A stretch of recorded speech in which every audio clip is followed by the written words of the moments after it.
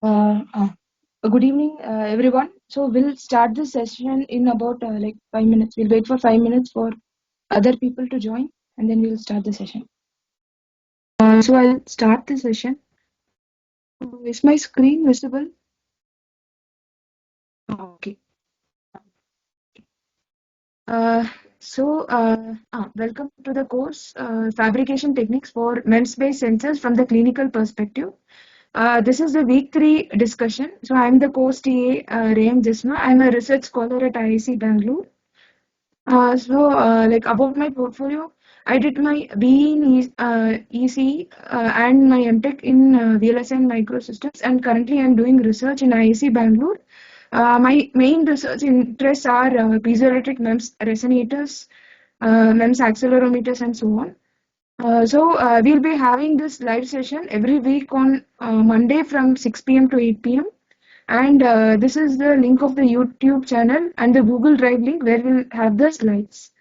In week 3, some of the topics that were covered were mask aligner, micro machining, and micro machining of VOC sensor.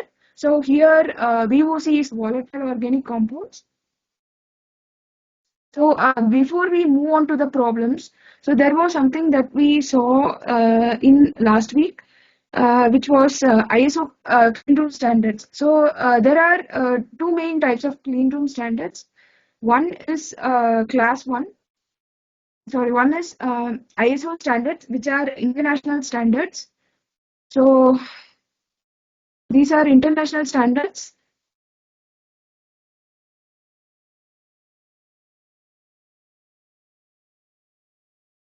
And they are given by ISO 1, 2, 3, and so on. They have levels till ISO 9. So there are another type of standards called FED, STD standards. So these are USA based clean room standards. So here they classify the levels based on class 1, class 10, class 100, and so on.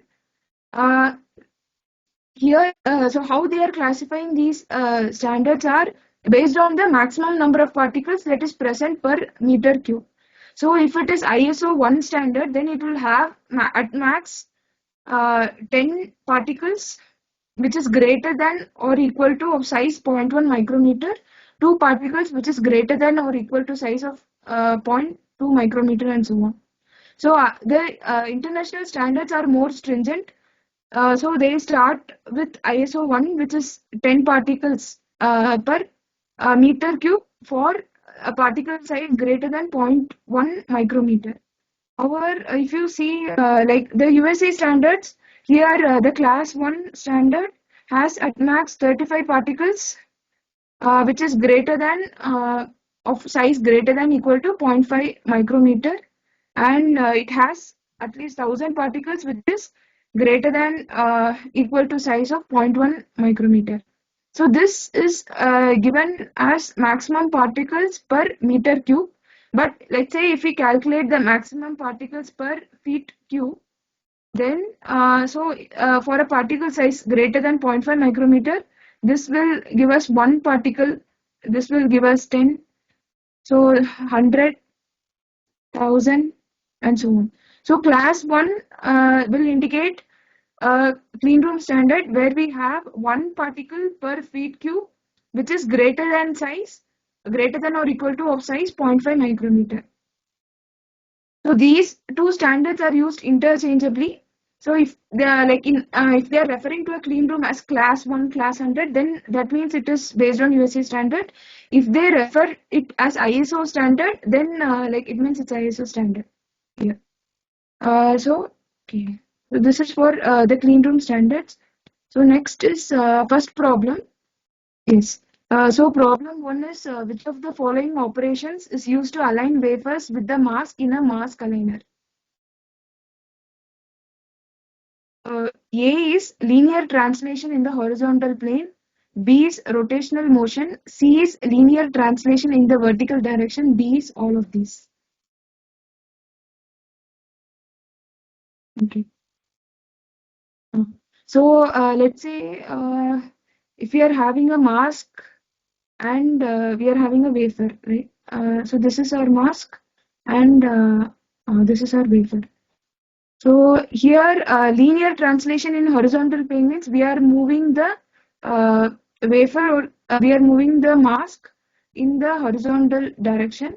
Rotational motion means we are rotating the mask. So initially, if the mask is like this, then we will rotate it a little bit, not too much, but little bit.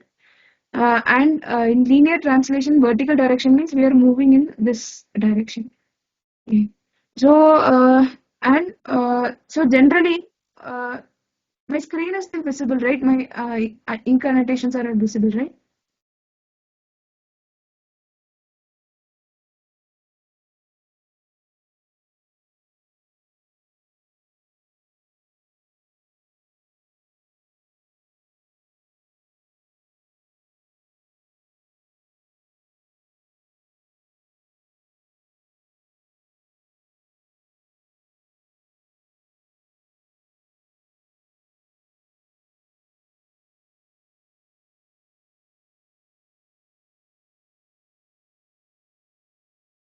Hello?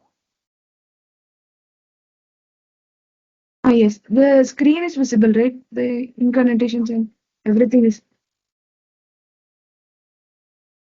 Now, it is. Okay. So here, if this is the mask and this is the wafer, like we can. So these are the options. So the correct answer is. I'll explain. So these are some of the tools that are used for aligning a mask. So mask aligner, and here uh, if you see this, there are certain knobs that are present here. So these knobs are used to position they are used to move the wafer or the mask in either up or down motion. This one is for moving in the horizontal direction, X or Y. And we also have one for theta correction, so that we can rotate the sample or the mask with, no, generally for theta correction, we will rotate the sample.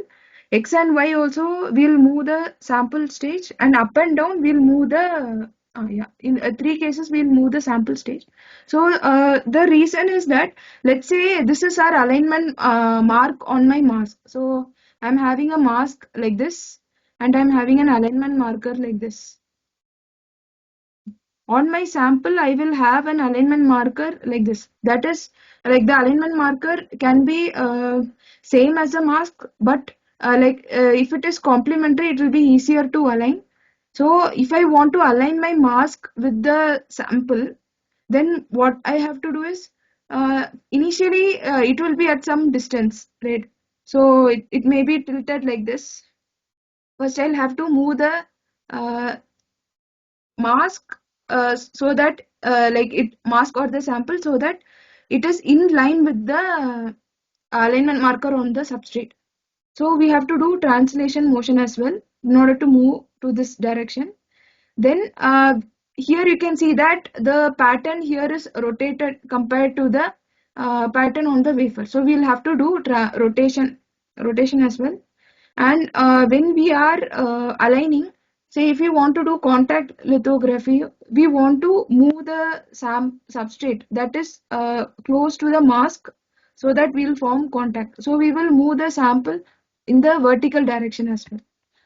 So these are the three motions that we will do in order to align the mask with the substrate.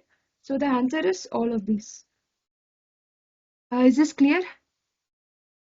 Okay. So we'll move on to the next question. Few aligned marks are given here. Consider blue and black mark as mark on mask and wafer respectively. Select the group of masks that show properly aligned mask and wafer. Yes, there are multiple answers. Yes, okay. It's correct. So the answer is correct. It is 1 and 5. So in 1 and 5, we can see that it is exactly aligned, and there is no rotation of the black mark with respect to the blue mark. In 2, what we see is, we see there is some rotation. Even though the center of both the patterns are aligned, there is some rotation. In 3, we are seeing some horizontal displacement. In 4 also we are seeing some horizontal displacement. So there's one question. So do you think that these circular alignment marks are good, or should we have some different kind of alignment marker?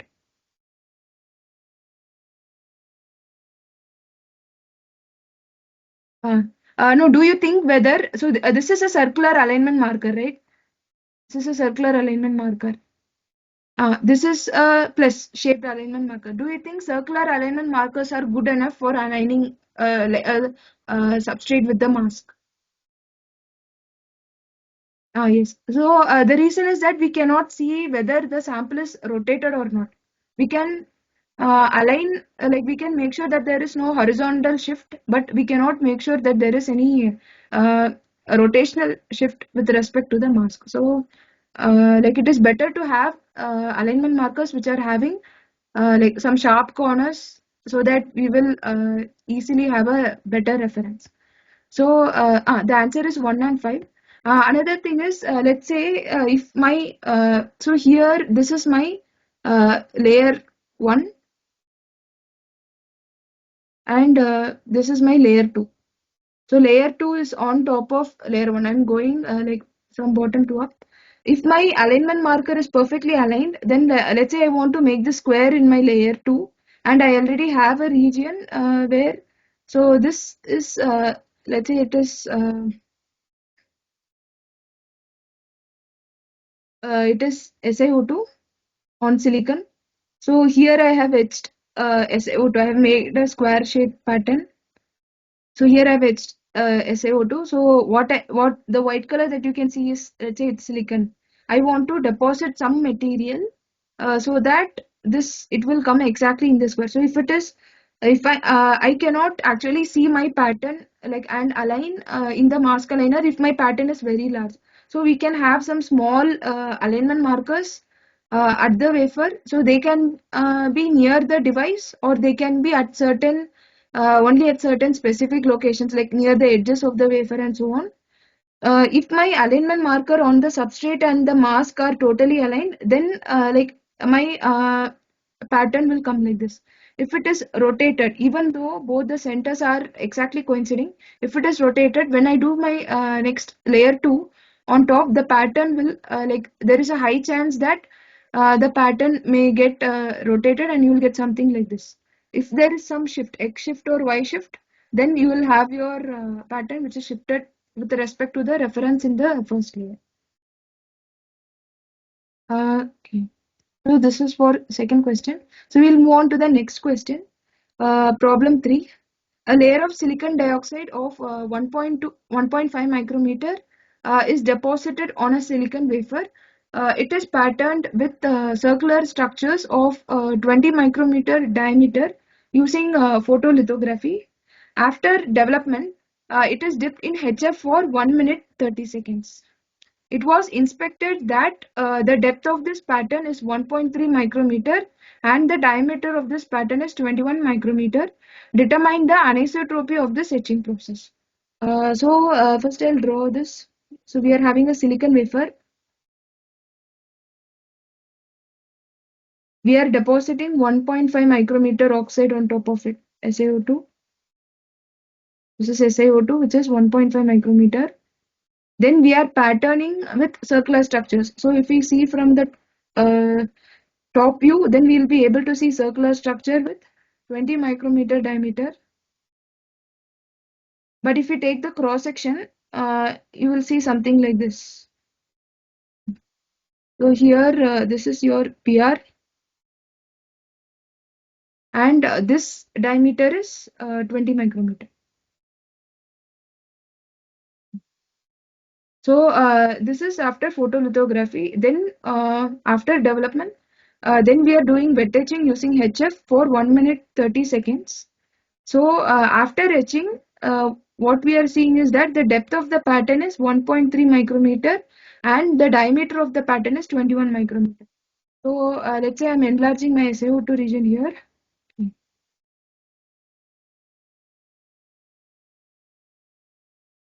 My PR is still in this region.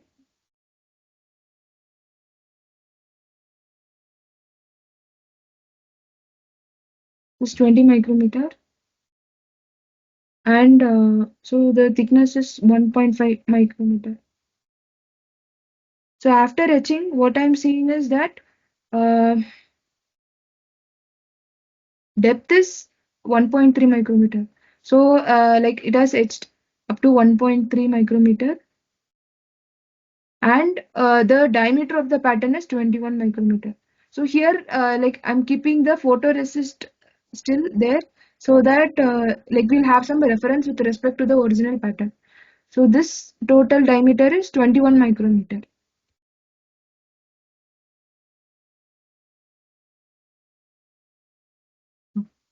So in this case, we have to find out what is the anisotropy of the etching process. Any guess regarding the answer? No, you can try. Like any guess regarding the answer. I'll explain what, like what and how to solve. Uh, no. No. So yeah. So what is anisotropy?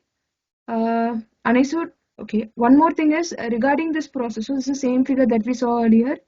HF is a wet etchant, and it will etch only SiO2. It will not etch silicon. It's a very selective etchant.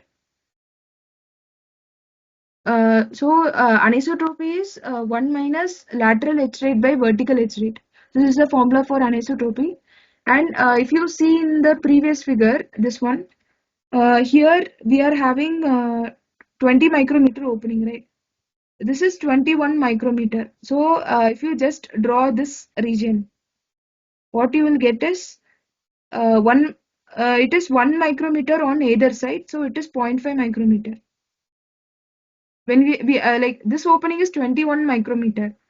So since we are considering it to be exactly symmetric, here we'll have 0.5 micrometer, here also we'll have 0.5 micrometer. And the total edge depth is 1.3 micrometer.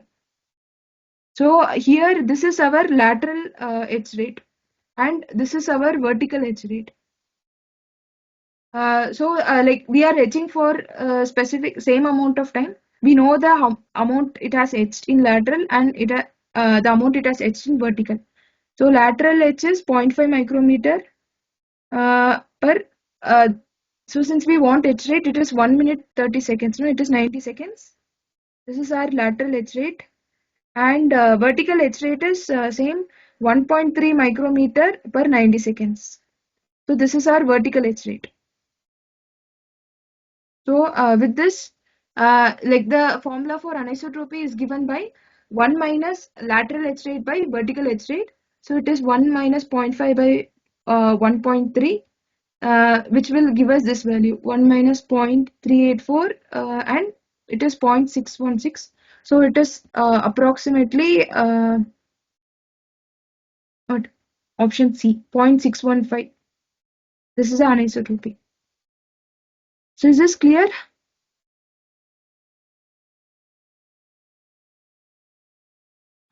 So, so what has happened here is that initially we wanted a pattern which is 20 micrometer in diameter. But once we finished etching, we saw that it has widened to 21 micrometer in diameter. We can take care of these kind of issues by making suitable changes in the layout. In your layout, if you know already that it is going to like expand by 0.5 micrometer on all the sides, then you can draw the layout for 19 micrometer. 19 micrometer. So when it expands by 0.5 micrometer on all sides, your diameter will be 20 micrometer. So by this you can like make sure that you get the exact dimensions that you designed for. So next is so the answer is 0.615. So we'll move on to the next problem. In problem 4, a layer of 1 micrometer thick silicon dioxide is deposited on a silicon wafer. The deposited layer is patterned using lithography, and it is dipped in HF to etch the layer. After etching, we are doing an inspection. So that is showing us 100 nanometer of silicon is also etched with the silicon dioxide layer. What is the selectivity of HF to etch SiO2 when silicon is considered as a etch top layer? Okay, so here we have something called selectivity. So, what is selectivity? Before that, I can again draw this. So, we are having 1 micrometer of SiO2 on top of a silicon wafer. Uh, 1 micron of SiO2 on top of a silicon wafer. Then, so we are doing some etching. So we are seeing that like there is some amount of silicon also etched along with the SiO2. So this is our silicon, this is our SiO2, and this is our silicon. So this is zero point 0.1 micrometer. This is 1 micrometer.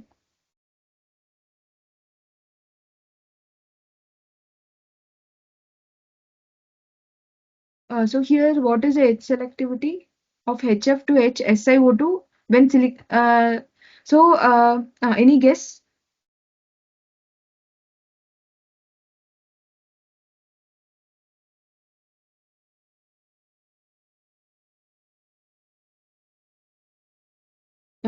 Yes, yes. So selectivity is the uh, the H rate of like desired material divided by the H rate of unwanted material. So here the desired material is SiO2. So H rate of SiO2 divided by H rate of silicon, which is 1 micrometer divided by 100 nanometer. So 1 micrometer is same as 1000 nanometer divided by 100 nanometer, which is 10 divided by 1. So generally we want like selectivity to be very high, which means it will be a very good edge stop layer. If selectivity is low, like say if our undesired material is etched very much compared to our uh, desired material, then it will cause issues in our fabrication process. Like we cannot use it as a mask or as a edge stop layer. So this is the formula. Selectivity is edge depth of SiO2 divided by edge depth of silicon. So which is 10 by 1. The ratio is 10:1. Okay. The answer is 10:1. So next, we move on to problem 5. Non-invasive detection of breast cancer can be performed by detecting the increased concentration of what in the breast sample. So option A is acetone, B is ethanol, C is pentane, D is methane. Uh, okay, no. No, the correct answer is pentane. So methane, these are all some volatile organic compounds. Depending on their like concentration variation. So there are certain compounds which will have a different concentration variation in healthy individuals as well as in sick people. So they are used as biomarkers for identifying the disease. And here pentane is the one that is showing the like it will show difference in the concentration. So for somebody who is affected by breast cancer, they will have a higher concentration of pentane. And so this kind of detection technique is called as non-invasive detection because we do not need any blood sample or any tissue sample in order to identify whether a person is having that particular disease or not. So the answer is pentane, not methane. Answer is pentane. So next we'll move on to the next question. For micromachining, xenon fluoride, which is dry etch of silicon, produces an isotropic feature after etching. Is the statement true or false? XEF, xenon fluoride is XEF2. So this is commonly used for dry etching of silicon. Means we are not using chemicals like wet chemicals, liquid chemicals. So does it produce an isotropic feature after etching or not?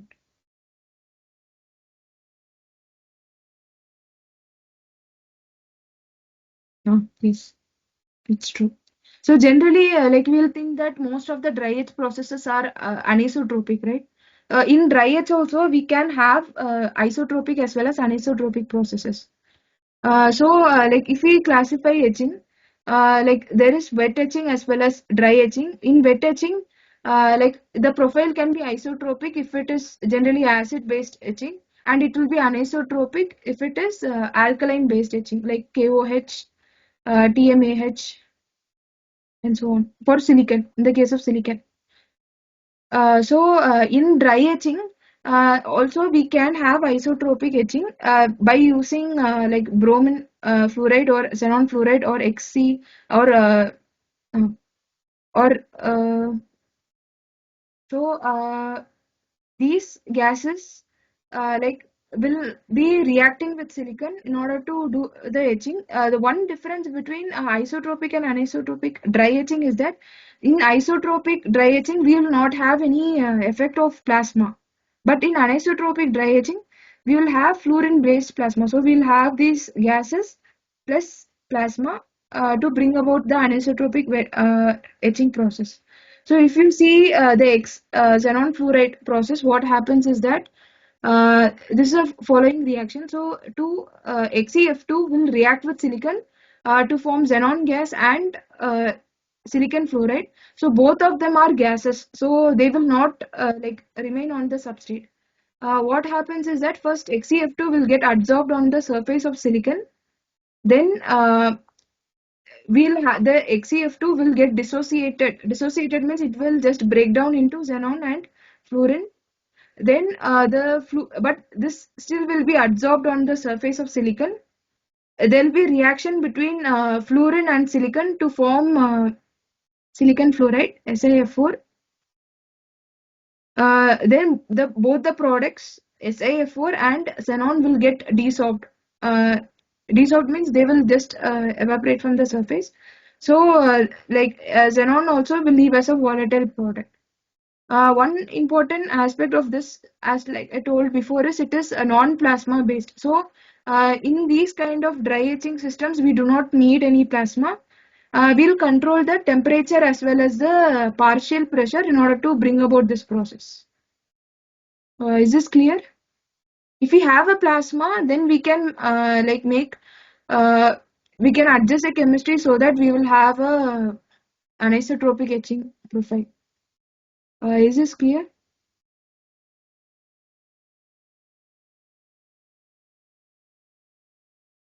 So in dry anisotropic dry etching, we can also use a combination of physical and chemical etching uh, in order to get a anisotropic profile.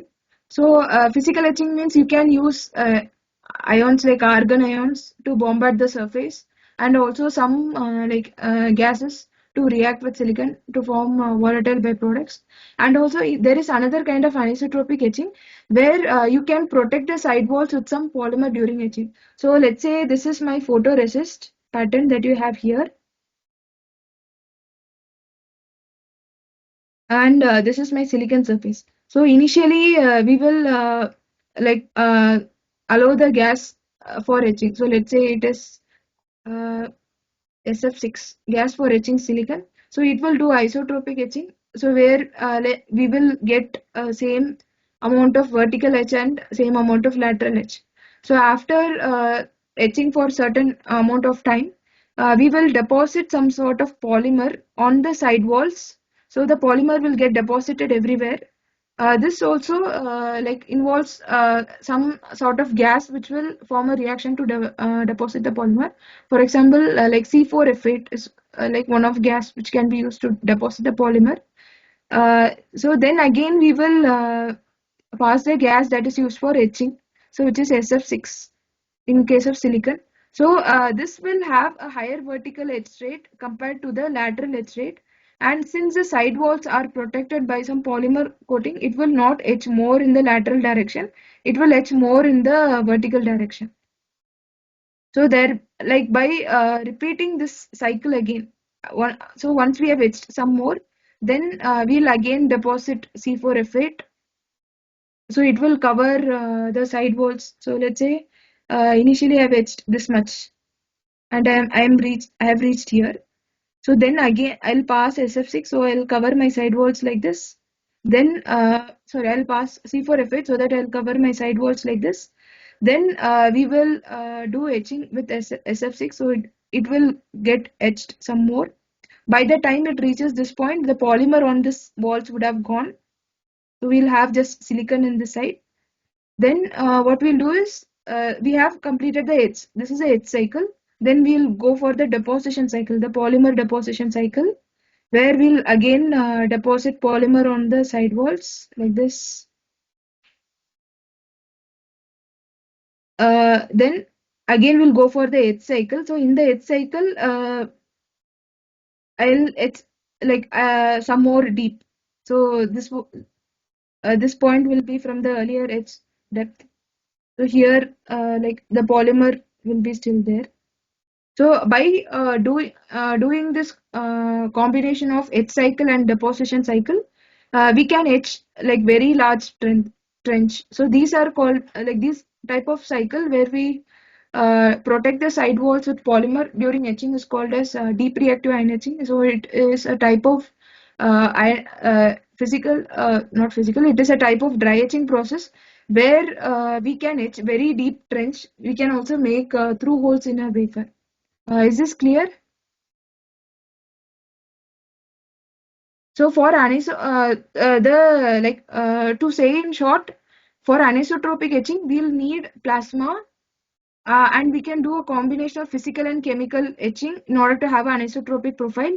If we just go with chemical etching, then we will not have a like we'll have a isotropic profile in the case of dry etching. Right. So another important thing is, do you think whether so in wet etching you would have heard that the reaction is orientation dependent. So do you think dry etching is orientation dependent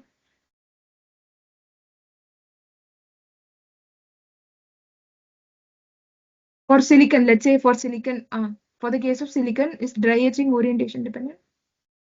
It's not orientation dependent. So irrespective of whatever type of plane you have, it will etch the same. It will not like unlike KOH where we have like higher etch rates in certain planes and lower etch rates in other planes. We do not have any kind of thing like that in dry etching. Mm. So yeah, the answer for this is true. It's correct. Mm. So these are like this is isotropic etch profile where we have same edge in all the directions. In anisotropic etching, we'll have more lateral edge. This is more like an ideal case. Sorry, more vertical edge. So this is more like an ideal case where we don't have any lateral edge. But in practical cases, there will be some amount of lateral edge the sides. So here you can see like in this figure you can see a cantilever, and here you can see that like it has etched. So it's like below the cantilever kind of structure, and there is like it has formed an undercut kind of uh, region. So next is problem 7. Mask aligner is used in lithography to A. Align the mask and wafer, B. Expose the coated photoresist on wafer, C. Develop a pattern, D. Coat photoresist on wafer. So this is a multiple choice question.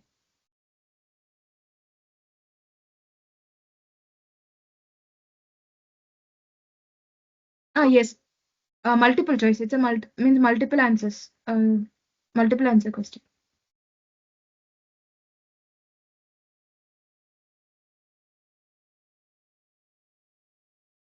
So what are the answer?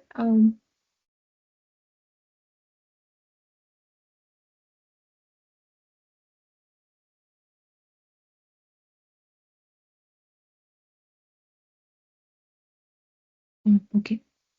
So the correct answer is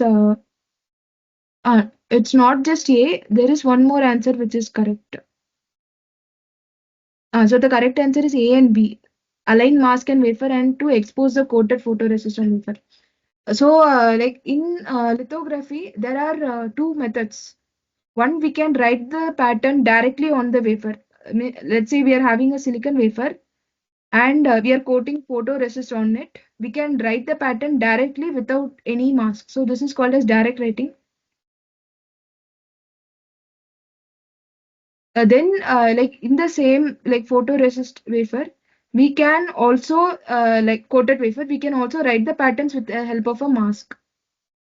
So mask aligner is one such tool where we can write the patterns from a mask onto a wafer. So there are certain direct writing tools as well. So we'll just feed the pattern in the tool. It will do some processing and it will just expose in the regions where where we are specifying that it has to be exposed. Here we are using some physical kind of mask. So while doing lithography, we not only have to align the mask with the wafer, we also can expose the photoresist. So once we have completed aligning the mask with the wafer, we can expose in the regions where there is the light can fall on the regions where it is transparent. So by that we can transfer the pattern from the mask to the wafer. So in order to develop a pattern, do we have any tool for that or?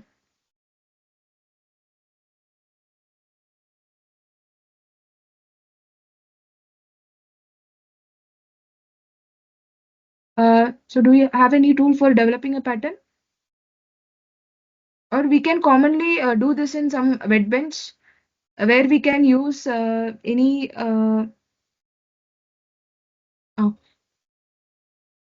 uh, you can do it in Midbench. There are some tools as well, like which are fully automatic, which will take care of development. So you can use any base-based developer, which is so for photoresist also. They have some developers which can be used to develop the photoresist. You can use a suitable developer for the photoresist. To coat photoresist on wafer, we use a tool called spin coater. So this is a spin coater. So here we are having a vacuum-based chuck where we will place our sample. So here we'll place our sample. We'll ensure that vacuum is turned on. Then we will pour photoresist on the wafer. Then we can set the settings. So normally we will start with a ramp up. Means the speed will start increasing for a certain amount of time. Then it will reach the desired spin coating speed and it will remain constant for some amount of time.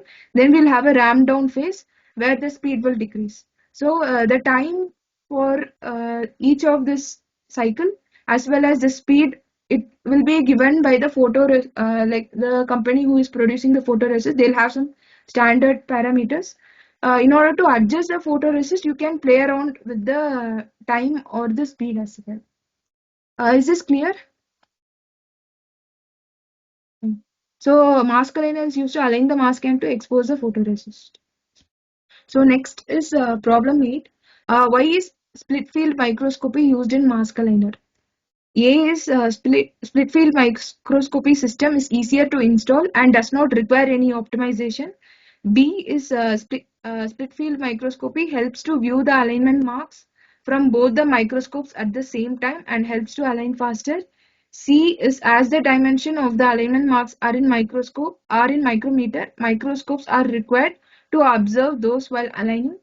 D, split field microscopy gives better resolution. So uh, have you heard of split field microscopy? Okay. So in mask aligner, I think so. This is an image of a mask aligner where you can see. Here you will have two alignment optics instead of one. So normally, if you want to see any microscale devices, we'll just use one microscope. But in the case of mask aligner, we'll have two alignment optics, one in the left and one in the right, so that we can view two patterns at the same time. Okay. So that is called a split field microscopy. Like in the screen, we can see the left optics and the right optics at the same time. Uh, so that is what is split. So each of these optics will have a microscope. So what is the answer for this question?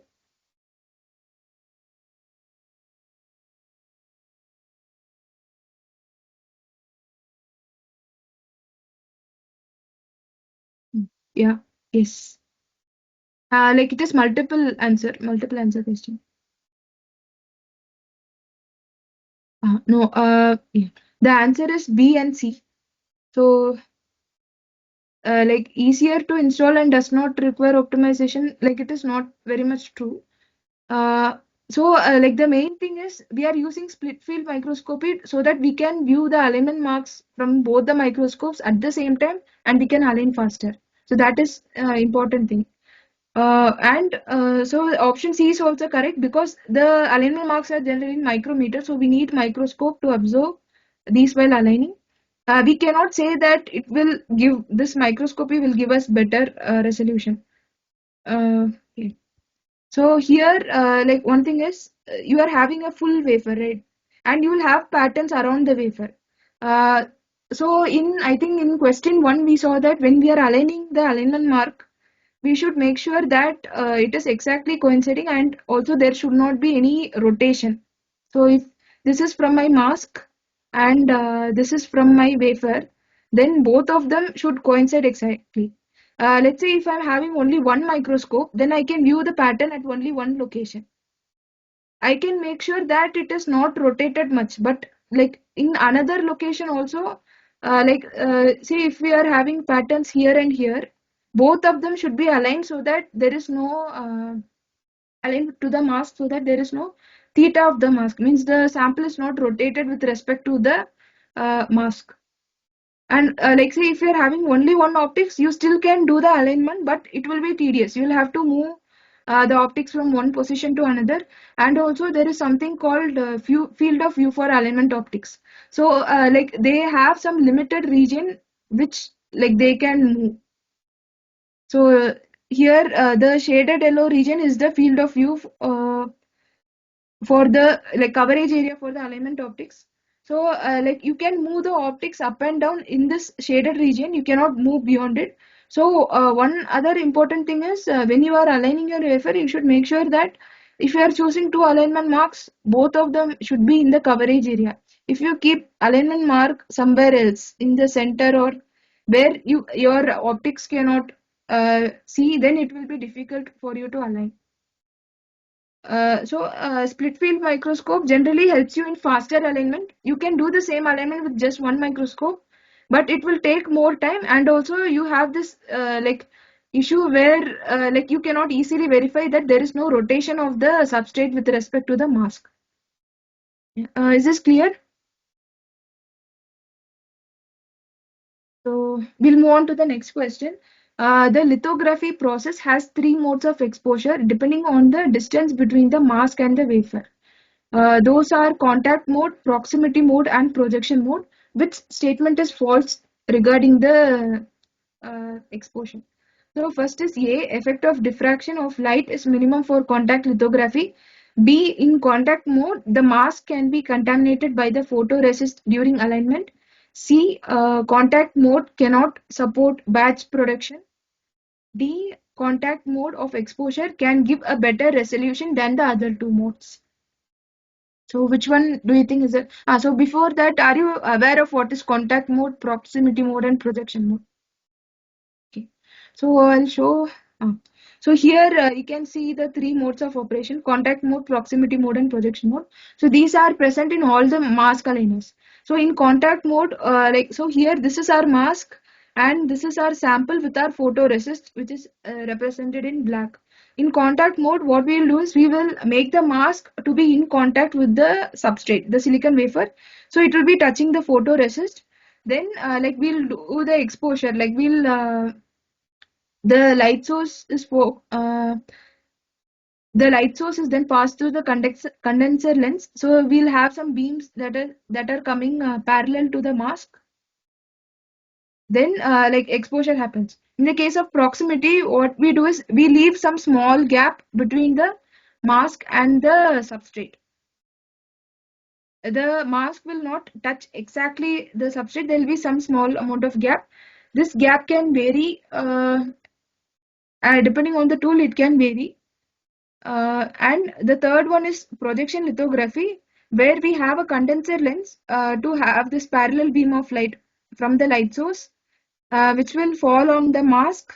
Then from the mask, we have another lens called objective lens in order to control the diffraction of like whatever light that is coming here. So we can focus it. so that it falls on the desired region on the substrate. So which one is the correct answer for this question? Problem 9. So these are the three kind of modes of lithography process. So here, first option, they are telling that effect of diffraction of light is minimum. You have to find which is false.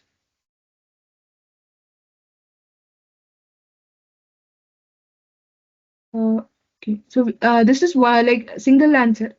It has only one answer. So you are thinking that A is false. Okay. So in like so here diffraction generally happens when light has to travel from like medium with a different refractive index, right? In the case of contact lithography, like you just have to consider this region where we are having parallel beam of light that is falling on the mask. So here it just passes through the glass and it will like directly expose on the photoresist. So there is no gap or anything where diffraction will happen. But in the case of proximity, you will have some air gap between the mask and the sample. So there diffraction will happen. Here in the case of projection, we are having an air gap, but we are having an objective lens so that we can reduce the amount of diffraction. In the case of projection lithography, we can also like reduce the feature, like have a better resolution than the mask. Let's say my mask is having like maximum minimum feature size of 10 micrometer. By adjusting the objective lens suitably, I can make a pattern which is less than 10 micrometer on my sample. And so here, this is in direct contact with the photoresist. So in the second option, it is there. So this is true. Effect of diffraction of light is minimum for contact lithography. That is true. There is no diffraction of light. In the case of projection lithography, we are controlling the diffraction. There is diffraction, but we are controlling it using objective lens. In the second option, in contact mode, the mask can be contaminated by the photoresist during alignment. So that is also true because mask is directly in contact with the photoresist. Then the third option is contact mode cannot support batch protection. So here in batch production, we are talking like using this aim wafer for like hundreds of devices, hundreds of same steps. So since like the photoresist is coming in contact with the mask, after maybe 2 or 3 exposures, you will see the photoresist stains on your mask. So before you do the next process, you will have to do solvent cleaning as well as cleaning of the mask. So if you do repetitive cleaning, then if your critical dimensions are very small, there is a chance that the dimensions may change when you are doing repetitive cleaning in order to remove the photoresist. If you don't remove photoresist, what happens is, like say you are having some transparent region, like there you may have some photoresist which is stuck from your previous sample. So your like desired feature will not get transferred to your substrate.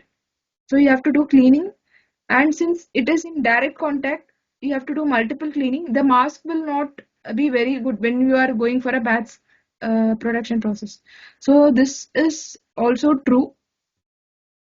In the fourth option, what we have is contact mode of exposure can give a better resolution than the other two modes. So here, so no, projection lithography is the one which will give us the best resolution because we are controlling the diffraction. We can have features even smaller than the minimum feature that is designed in the mask. So in terms of resolution, this will have the best resolution. This will be followed by contact lithography, and in proximity, the resolution will be high. So like there will be some amount of diffraction. So whatever pattern that you have here, like in your wafer, you will have somewhat little bit larger uh, pattern, and this will depend on gap. If your gap is larger, then the amount of diffraction will be also large. Is this clear?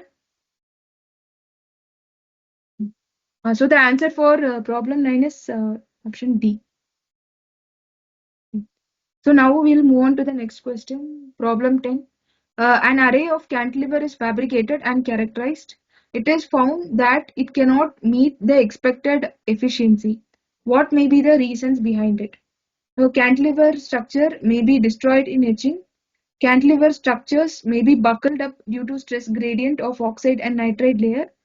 Cantilever structures may not be released properly during the removal of the sacrificial layer, all of these. So, yeah. Before that, let's say I'll just go through the steps that are required for the fabrication of a cantilever. So let's say I'm considering a cantilever which is made up of polysilicon. So I'll start with the silicon substrate. Okay. I'll start with the silicon substrate. Then I'll deposit some sacrificial layer on top. And in our case, let's say it is SaO2.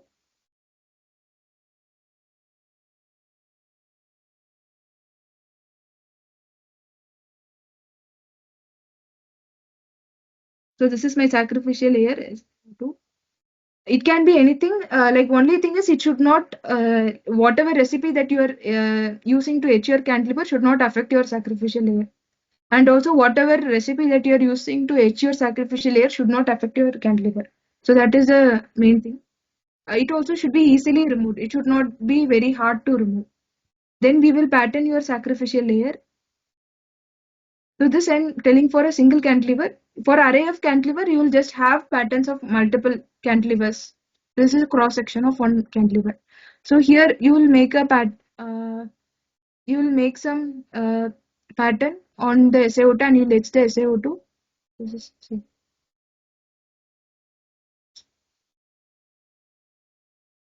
Then you will deposit polysilicon.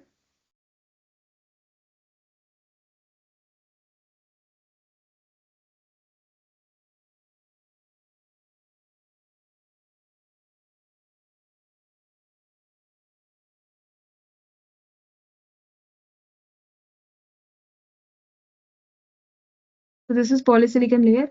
Once polysilicon is deposited, then you can remove the sacrificial layer. So you etch out the sacrificial layer.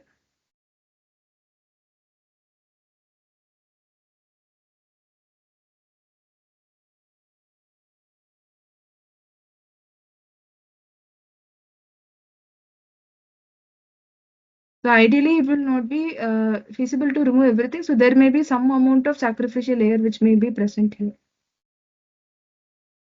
Uh, so, and also like here, I just have explained the fabrication process for cantilever which is having just a polysilicon.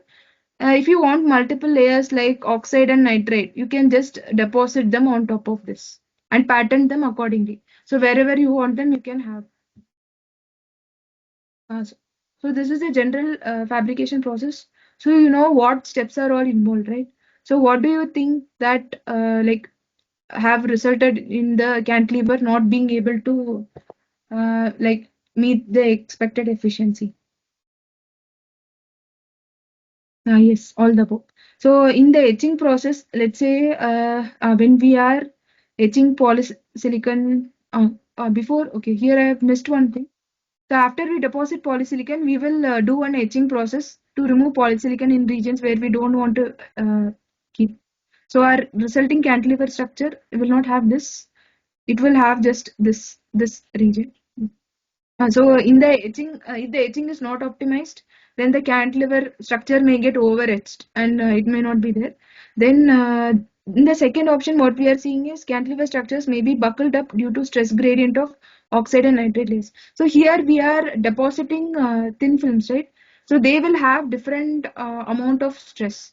So once, like when you are depositing films on them, let's say they will not show the effect of stress, but when we have released this layer, the sacrificial layer, like the effective stress will play into role. So if the film is having effective compressive stress, then it will, once it is released, when it is attached to the substrate, if it is having some compressive stress, once it is released, it will want to release that compressive stress. So it will try to expand.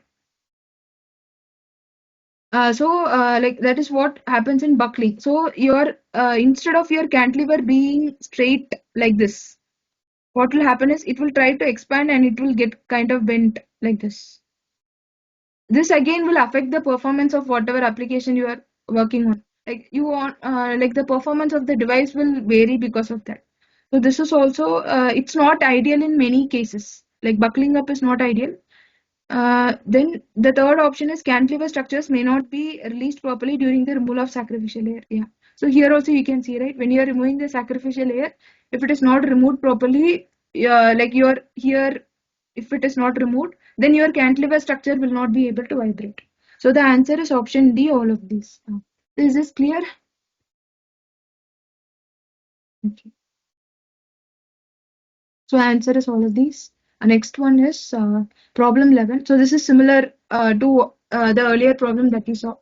The anisotropy for the eventual profile after the process is shown. So what is anisotropy? You have to calculate the anisotropy. So initially we are starting with a photoresist, which is having a 5 micrometer wide opening.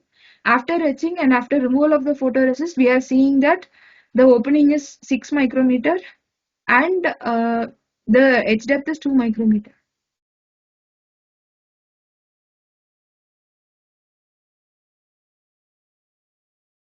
So already I had told the formula for anisotropy, right?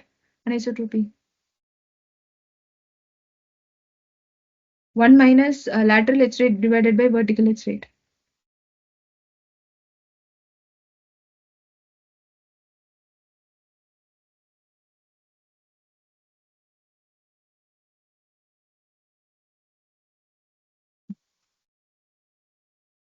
Uh, So what is the answer?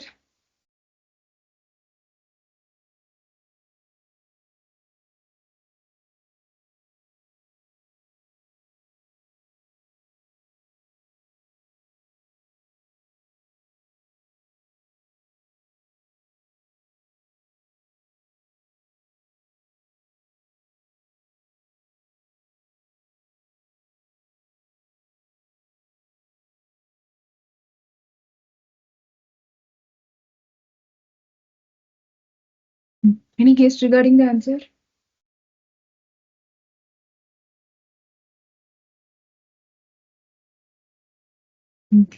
Yes. So what is the value for lateral etch rate that you are getting?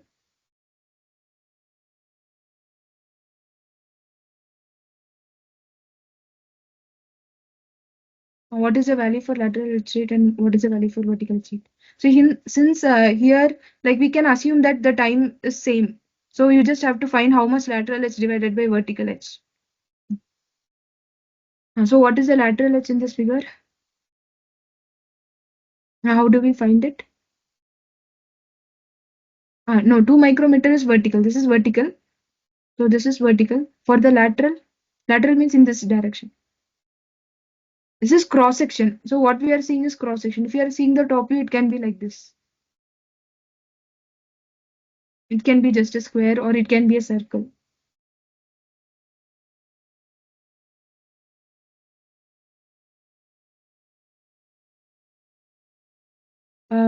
No. So like here when we are calculating lateral or vertical edge rate. So if you see this, we are having this kind of profile, right? But what we want is 5 micrometer.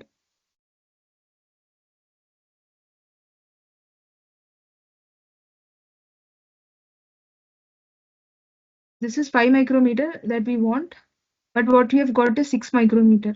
So here if you like this much will give you the lateral edge.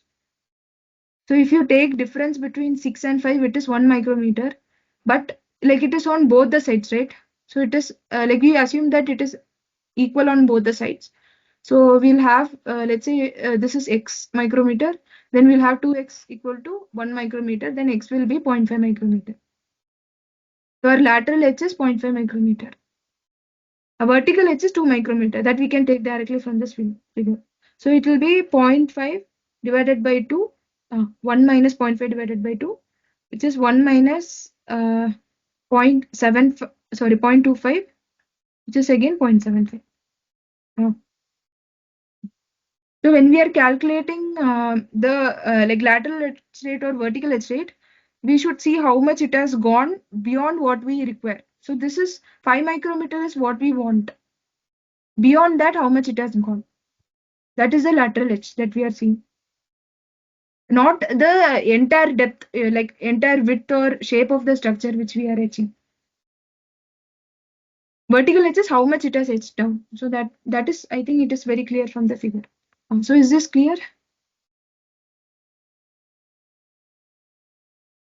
Okay. So the answer is 0.75. Next, Problem 12, this is also related to anisotropy. So here we are saying that there is a process P1. The anisotropy for the process for etching SiO2 is 0.5. So we are having anisotropy equal to 0.5. The process P1 is carried for certain amount of time and the final schematic is shown in the figure. The thickness of the SiO2 film in microns is. So option A is zero point 0.5, B is 1, C is 1.5 and D is 2. So here this is our SiO2 which is 1.5 micrometer. Sorry, the thickness of the SiO2 is not given. We don't know the thickness of the SiO2 and this is our silicon substrate. Here we are having a photoresist. So from this, the opening is 2 micron, but we are having some extra like undercut on below the photoresist. So here, what is the lateral? And in previous question, we saw that anisotropy is 1 minus lateral edge divided by the vertical edge. Right. So what is the lateral edge in this case?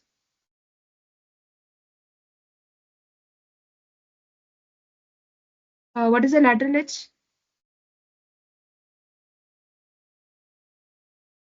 No, like I told before, lateral edge is how much we are etching extra in the lateral direction, more than what we need. So what we need is 2 micrometer. So that is our opening. But lateral edge is beyond this 2 micrometer, how much we are going on like one side, not on together. Not the sum of both, but just on one side we have to calculate. So it is 1 micrometer. Yes. Uh, Then D is something that we don't know, right? That is what we have to find out. The thickness of the SiO2 film in micron. So that is what we have to find out. So from if you substitute A is given, which is 0.5. If you substitute in this equation, then like you can calculate D. So what is the answer for D?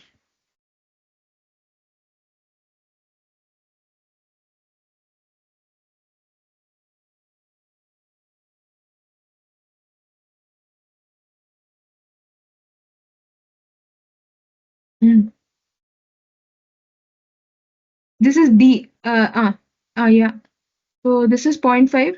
So zero point 0.5 equal to 1 minus this is 1 micrometer divided by D. So we can take it as 1 micrometer divided by D, which is equal to 1 minus 0.5 is again 0.5. So to calculate D, you just have to take this to this side. So D is 1 divided by 0.5, which is 2 micrometer. So the answer is D, option D, which is 2 micrometer. Okay, sorry.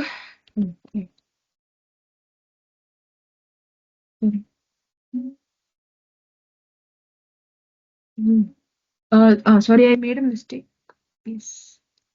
So answer is not 0.2 micrometer. It's wrong. There is one important thing that we did not consider here. Is that so if this it will be 2 micron only if the profile is like this.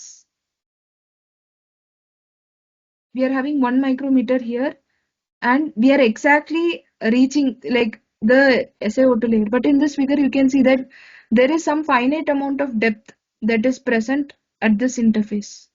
Right, which is 0.25 micrometer.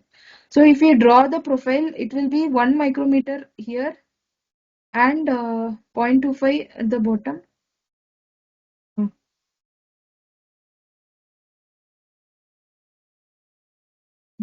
So here, when you are calculating the lateral edge rate, you have to subtract this region. So it will be 1 minus 0.75. That will be your, sorry, 1 minus 0.25. I'll start this again.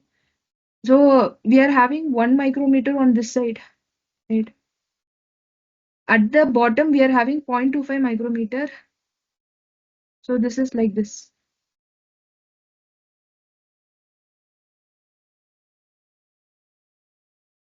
So to find anisotropy, we have to subtract this 0.25, then we will get something like this. This will be 0.75. That is our lateral edge rate. So lateral edge rate will be 0.75.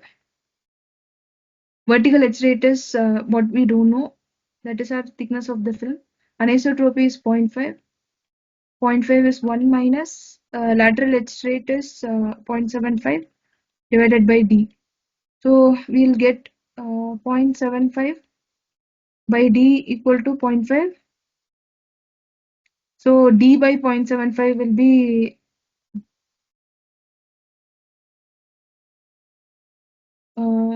D by 0.75 will be 2. Then if you multiply, we'll get it as 1.5 micrometer. Is this clear?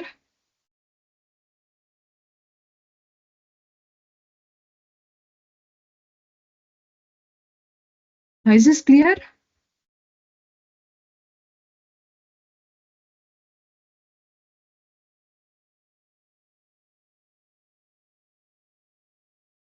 Hmm.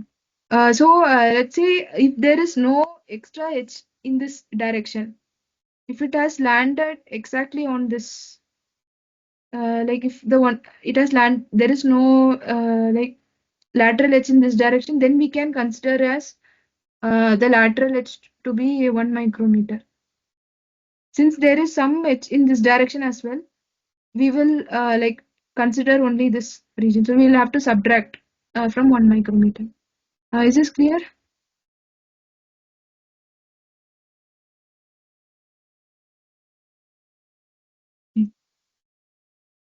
Like here in this process P1, it is mentioned that it is for etching SiO2, right? But we have etched some amount of silicon as well. So how do we calculate the selectivity for this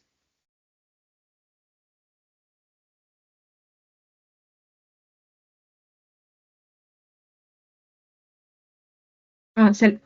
Yes, yeah. So like selectivity is etch rate. It is etch rate of the desired material divided by the etch rate of the undesired material.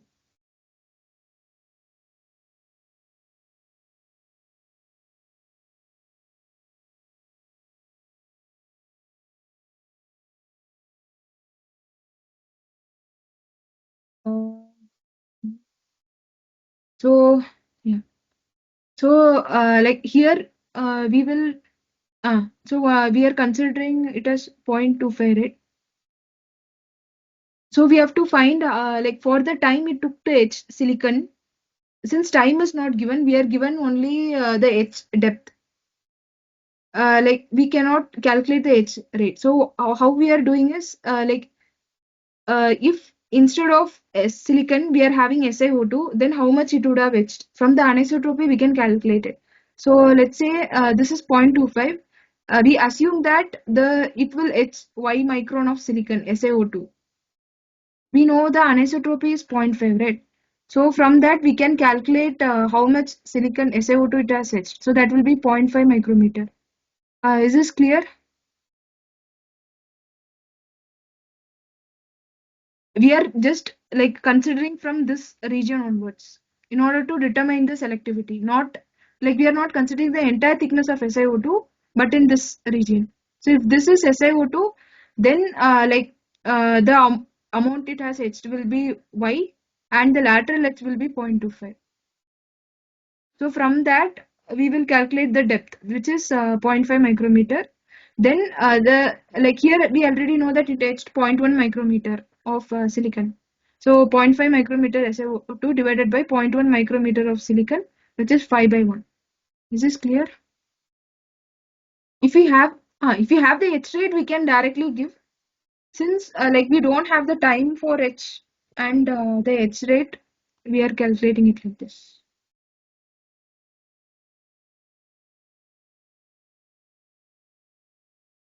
Uh, um, yes. So no, like the important thing is selectivity, right? It is how, like here we are talking how, the particular etch recipe will etch a particular material more than the undesired material. So it should be always greater than 1. If the selectivity is less, then instead of etching our desired material, it will etch our like unwanted material. Let's say if I'm having PR on top. So then in that case, selectivity will be rate of etch of SiO2 divided by rate of etch of PR. If the rate of HFPR is very less, sorry, it's very large, then my like selectivity will be very less. That means when I'm doing etching, my PR will not be able to withstand. It will get completely etched before I etch this depth of SiO2. This is in the case of masking layer. Yeah, even so here silicon is acting as a etch stop layer. So like even in this case, let's say my like whatever chemistry I'm using for etching SiO2 will etch silicon very fast, then it will not stop at the SiO2 silicon interface. It will etch even deeper and it will form some different kind of profile. So we want our selectivity to be very high. Like if we want to etch SiO2, we want to etch only SiO2. We don't want to etch any other material. If you want to etch silicon, we want to etch only silicon, not any other material. So selectivity should be very high. Like it should be greater than 1, very much greater than 1 for it to be considered to be a good etchant. Is this clear?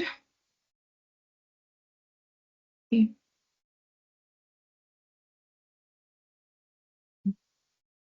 We'll move on to the next question. Problem 13. A square mask with dimensions 10 micrometer is aligned such that one of its sides is along the wafer flat of a 100 wafer. Uh, so this is 100 wafer, plane of the wafer with 100 wafer flat. After KOH is carried out, the area of the square pit at the top surface will be. Option A is 100 micrometer squared, B is 150 micrometer squared, C is 175 micrometer squared, D is 200 micrometer squared. So as we know already, KOH is a directional etch, right?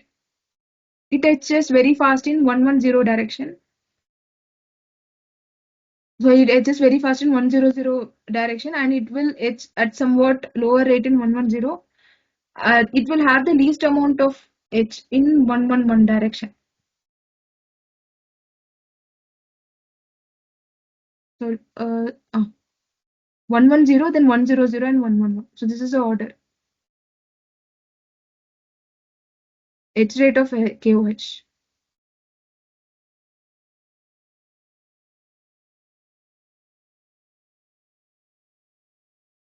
So in like depending on I think in the last video I would have shown one density of atoms in like for the particular plane you will have that density of atoms figure.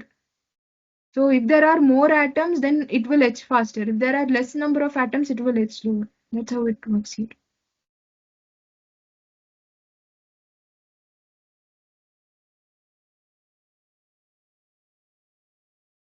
So we already know that 111 is it's like it's just very less in 111 orientation.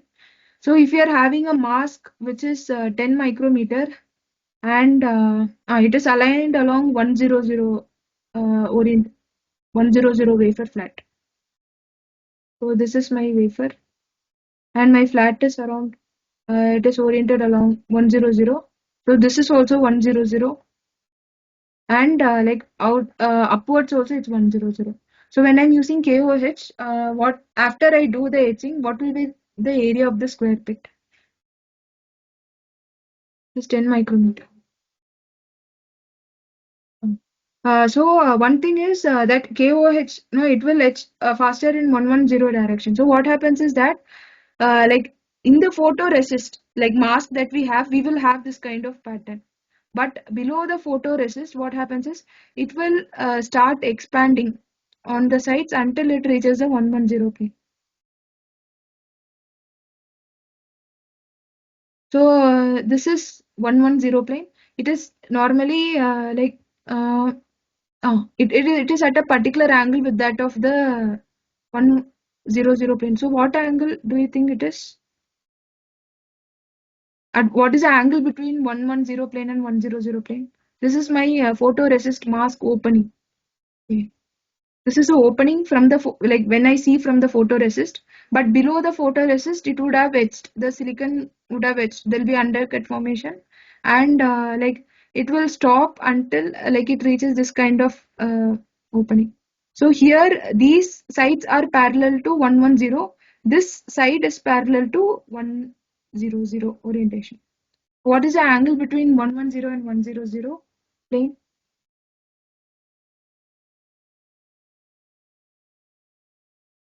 Mm.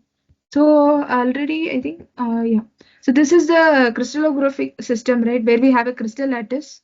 So here you can see that if you remember the how to plot the plane using the Miller indices, then we'll know that for 100 plane, the intercepts will be 1 and infinity for y and z, right? Is this understandable? Similarly, for 110 plane, the like intercept will be reciprocal of the Miller indices. So these are the Miller indices 100. You just have to take reciprocal of each to find the intercept with the axis. So it will intersect with 1 in the x-axis, 1 in the y-axis, and infinity in the z-axis. So here this is 1 in x-axis, 1 in the y-axis. In z-axis, it does not intersect at all. So this will give us our 110 plane. So like this is 100 plane, and here you can clearly see that there is some angle. So if you want to find any angle between the two planes, if you are having a plane, let's say it is L1 H1 K, and we are having K1, and we are having another plane L2 H2 K2. To find angle between them, you just have to multiply like the indices L1 the first with the first, second with the second, third with the third. So this we call as like dot product. If you are representing it as a vector notation, we will call it as dot product. So it is L1 L2 plus H1 H2 plus K1 K2 divided by, you have to take magnitude of this. So that will be L1 squared plus H1 squared plus K1 squared. So it's magnitude of vector into L2 squared plus H2 squared plus K2 squared. So this will give us cos of the angle. So let's say theta is the angle, it will give us cos of the angle. So like this is normally used to find the angle between two vectors. If you're having two vector, then we can use this formula to find the angle between the two vector. So in order to find the angle between the two planes, what we'll do is, this is a plane, we'll consider a normal. So the normal to this plane is also 110. Normal to this one is also 100. So like that we will calculate so we can calculate the angle between the two vector. If we calculate the angle between these two normal vectors, it will give us the angle between the two planes. So here if you substitute instead of L1, H1 and K1, if you substitute 100 and instead of L2, H2 and K2, you substitute 110. So here I think only the first term will be there. So in numerator we'll have only 1. Then in denominator we will have, for this one we'll have 1. This is L squared plus H squared, which is 1 plus 1 plus 0. So it will be root of 1 plus 1. So it will be root 2. So it is 1 by root 2. So cos theta is 1 by root 2. Cos inverse of 1 by root 2 is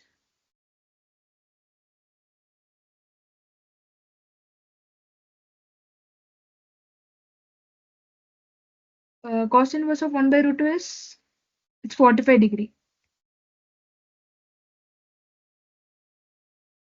So the angle between the 100 plane and 110 plane is 45 degree. So this is how you find the angle between the two planes. Like this you can find the angle between any of the two planes. So here we know that this is our one, I'll use a different color here. This is my 100 plane, which is 10 micrometer. And this is my 110 plane, which I want to find. Like this length I have to find. So, and the angle between them is 45 degree. This will be right angle. So like there is 110 and also this will be not 110, it will be 1 bar 1 bar 0. It will be in the family of 100 plane, but it will have a different notation. Okay. So here we have a triangle like this, right? We have to find what is this. This is 10 micrometer and this is 45 degree. So if you want to find this, you can use a theorem where we have A divided by 10 micrometer is equal to sine 45 degree. Sine 45 is also 1 by root 2. So A will be 10 micrometer divided by root 2. So A is what? 10 micrometer divided by root 2. Is this clear till this point? No, any doubt or any part you didn't understand?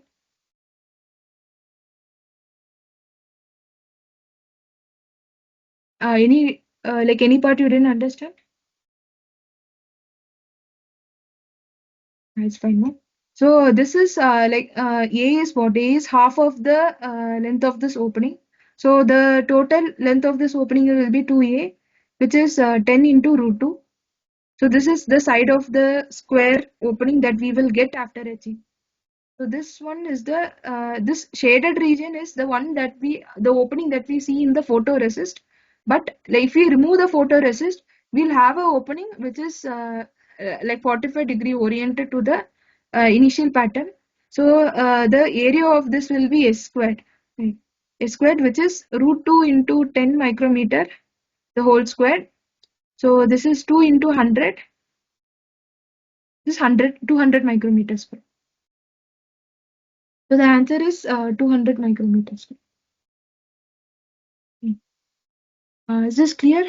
So this is only when the square is oriented in 100 direction. If it is oriented in 110, then we will not have this kind of widening. We will just see the same pattern. So if we have a 10 micrometer, if it is 110, if we have a 10 micrometer square on top, at the top we will have that same 10 micrometer. Is this clear?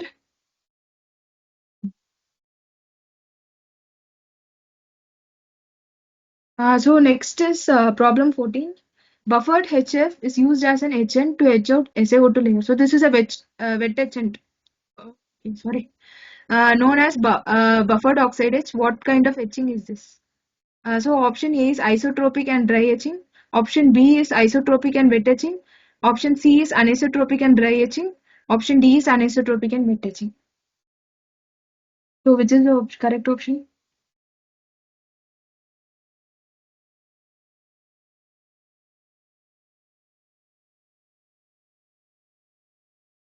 Which is the correct answer?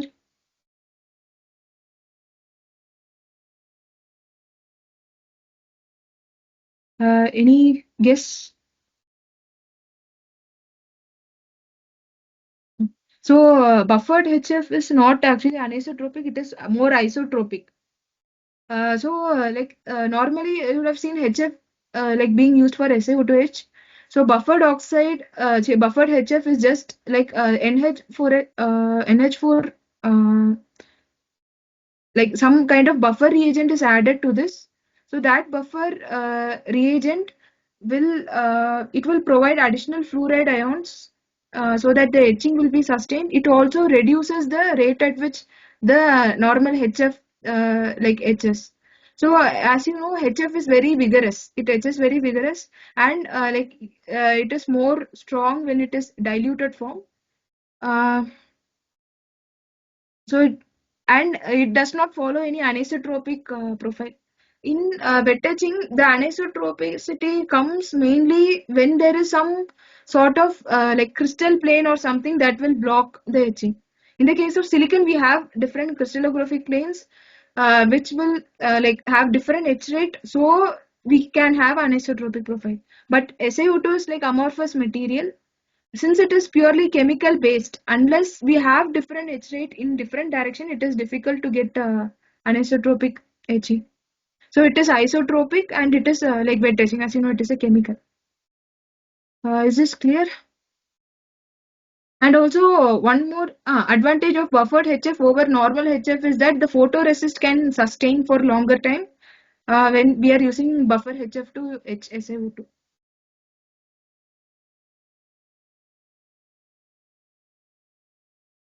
No, like the etch rate will not be very high. So it is in, I think, 40 nanometer per minute to 80 nanometer per minute. It will vary depending on the concentration. Uh, but let's say you want to etch 1 micrometer SiO2. then you'll have to keep it for a long time, right? You have to keep it for a long time. For that long time, your photoresist should be able to withstand. If it is HF, then like your photoresist degrades very fast. But when you have some buffered agent added to this HF, um, then like the rate at which the photoresist degrades is reduced. So your photoresist will be able to sustain longer until you complete the 1 micrometer etch. Uh, is this clear? No, like whatever, like whenever you are doing an etching, if you are having a photoresist layer, if you want to etch a particular depth, your photoresist should be able to withstand until you etch that particular depth, right? So this we can tell like selectivity. If your photoresist like etches faster than your etch material, then your selectivity will be very less, right? So it's like that. When you want to etch your particular, if you want to etch SiO2, then only SiO2 should etch. Ideally, that may not be the case for like some other materials may also etch, but their etch rate should be very less compared to your desired material etch. So, yes, so the buffered agent is ammonium fluoride, NH4F. So that is added to hydrofluoric acid. So since this buffered agent is added, it will reduce the etch rate of the normal HF, and also it will help the photoresist to sustain for a longer time. So next is problem 15.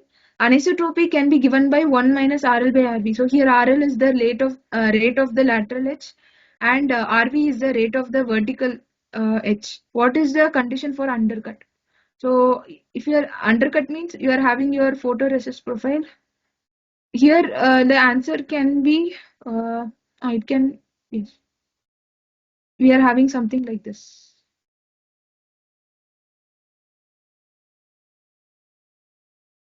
So let's say this is my vertical edge rate and this is my lateral. So this is no, this is my opening, and my lateral edge rate, as you saw from earlier, it will be this, right? So what is the condition for undercut here?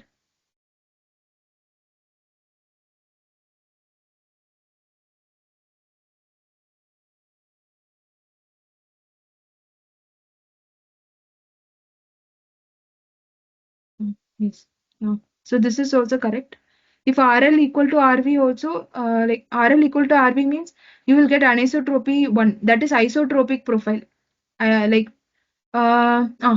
so this also can, isotropic profile also can give us like undercut if you are etching sufficiently, like sufficiently deep. So both are the correct answers. So if you are having the lateral etch rate equal to the vertical etch rate, then your anisotropy will be 0. This is isotropic. If your lateral edge rate is less compared to your vertical edge rate, then your anisotropy will be like close to 1, but not exactly 1. Like it will be approximately 1. If your lateral edge rate is very less, then it will be close to 1. So this we call as anisotropic profile. Like if you want to say this will be like this. This case you can call it as anisotropic, where your lateral edge rate is very small compared to your vertical edge rate. So this is, it will not be 1, it will be close to 1. It can be 0.9, 0.8, 0.7 like that. If your lateral edge rate is 0, which will be the ideal case if you want a very steep profile like this, then your anisotropy will be 1. So anisotropy can take either 1, sorry 0 or 1, or it can be between. So that will tell the degree of like anisotropy. It can tell whether the edge is isotropic or anisotropic. So here, if your lateral edge rate is equal to the vertical edge rate, then also you will be able to get this kind of isotropic profile. So undercut. If it is very much greater, then you will get even a deeper, like wider undercut. Is this clear? So the answer is both this A and B.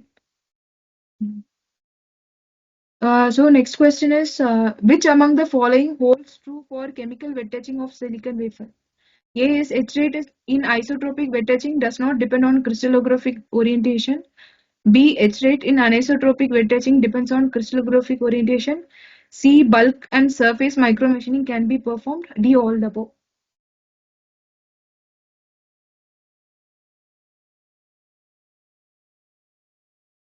So which is the answer? Ah, yes, all the above.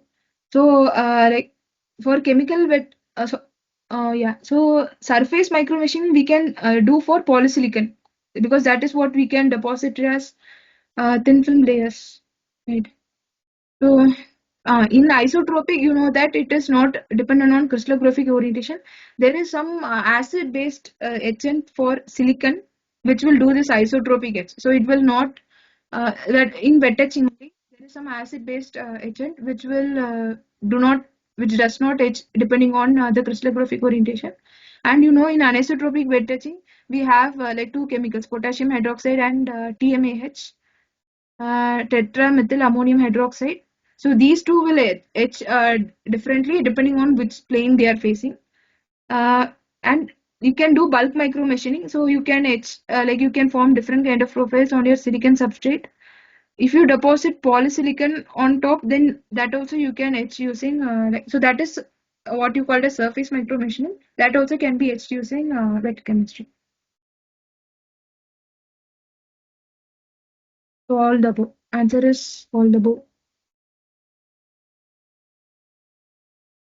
So one thing in surface micromachining is, let's say you are depositing polysilicon on this, then like you should not deposit directly on your silicon wafer. You will have some material which will not get etched by your chemistry. You have to protect it, and then you can deposit your polysilicon onto.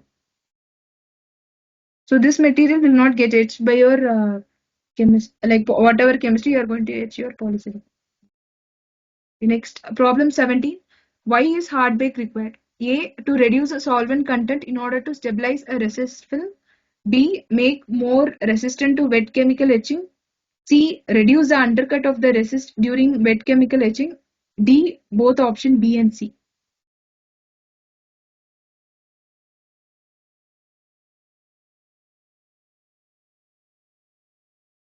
So what is the answer?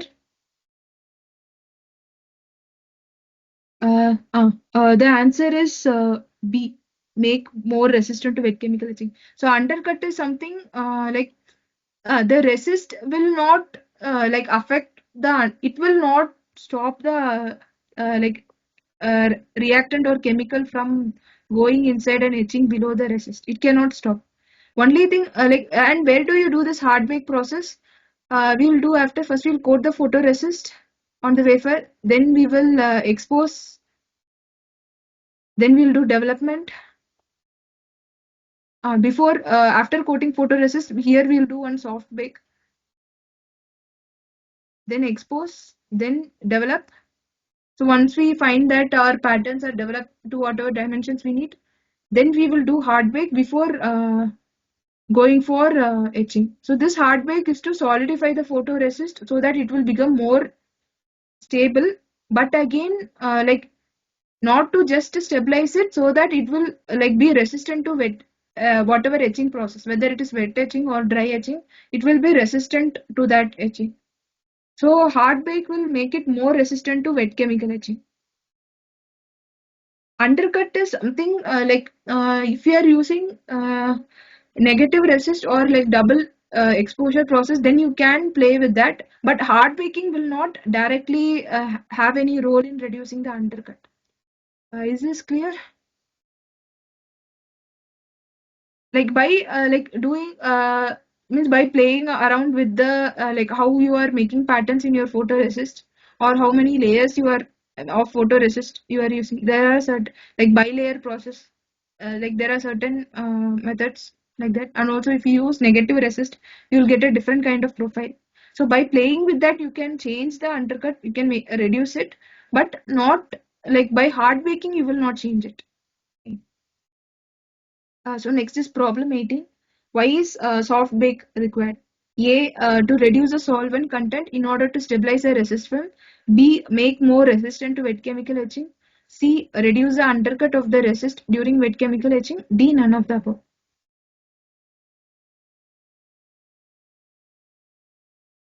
Yes. No. So here you saw no soft baking is done after we coat the photoresist. Then we will do soft bake. Then we will expose. Then we will develop. Then only we'll do the hard bake. So which one is the answer?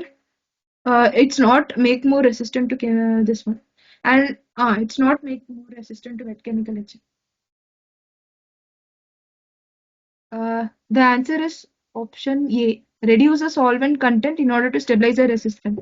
So, what happens is PR is a liquid, right? PR is a liquid, and when you just pour on some substrate, and even if you have spin coated it, you will expect it to flow. It will not remain stuck like you have deposited a film. That is understandable, right? Uh, let's say you coat your photoresist in your spin coater, and if you tilt your wafer without hard baking, then your photoresist will start to drip.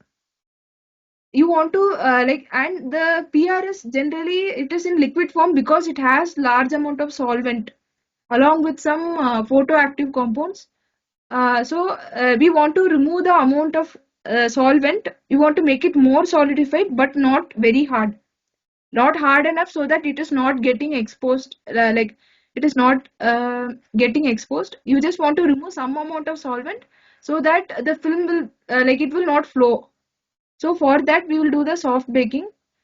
So in soft baking, what happens is we will evaporate for less amount of time and compared to hard baking. So hard baking, like for example, if you are doing 3 minutes hard baking, soft baking will be generally 1 minute. The temperature can be 110 degree, which is standard in some cases, or it can be lower as well. So here in soft baking, what we will do is we'll reduce the solvent content. We'll somewhat stabilize the resist film. And since we have done soft baking, when we are doing exposure, the whatever photoactive compounds are there, they will get easily exposed. And if you are having a soft bake photoresist, and if you just put in wet chemical etching, it will not withstand at all because it will have it will have some amount of solvent. It will not be hardened, and the chemical can easily attack the photoresist. Okay. There was one type of process where we will not do any hard baking, right? So which process is that? I think it was told last week, during last week's session. For etching, we need hard bake. For one particular type of process, we do not need hard bake. We will not do hard bake. So that is for which process?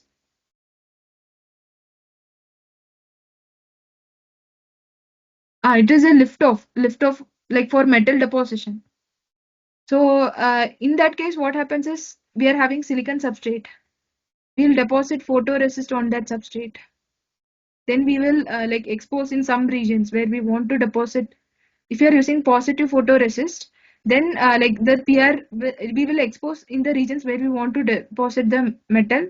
So those in those regions, here we want to deposit the metal, there will not be any PR. In the other regions, unexposed regions, PR will be left after development. Then after we coat the photoresist, here we'll do soft bake in between so that the resist is more stabilized when we are doing the exposure.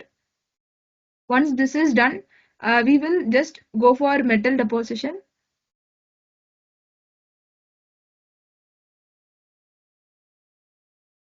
So in metal deposition, the metal will get deposited everywhere on top of the photoresist.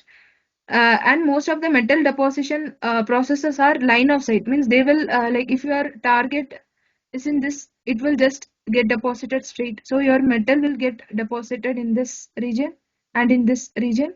Here also it will get deposited, not much on the side walls. So here this is your photoresist.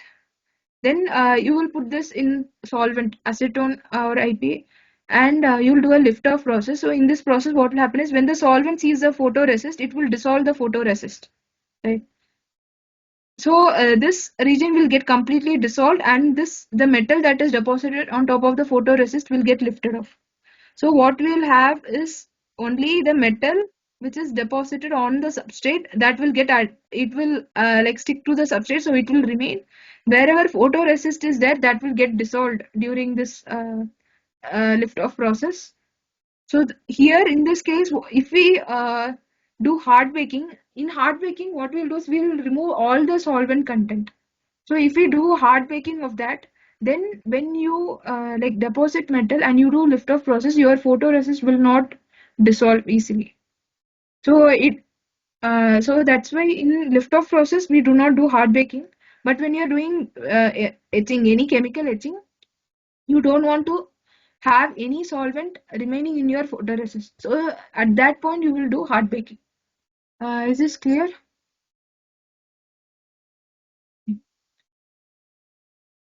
So next question is problem 19. Which techniques involve selective removal of substrate to produce mechanical components? So here, selective removal of substrate. A is surface micromachining, B is bulk micromachining, C is all the above, D is none of the above. Yes. So substrate, since it is substrate, it is bulk micromachining. The answer is bulk. If you are mentioning some film on a substrate, then it will be surface micromachining. Is this clear?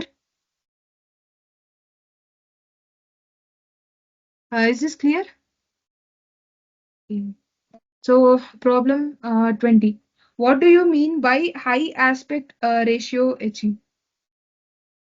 So A, it is an alternate term used for through-hole etching. B, the opening of the etching area is large. C, the degree of anisotropy of the etch profile is high. D, none of the above. So what is the answer?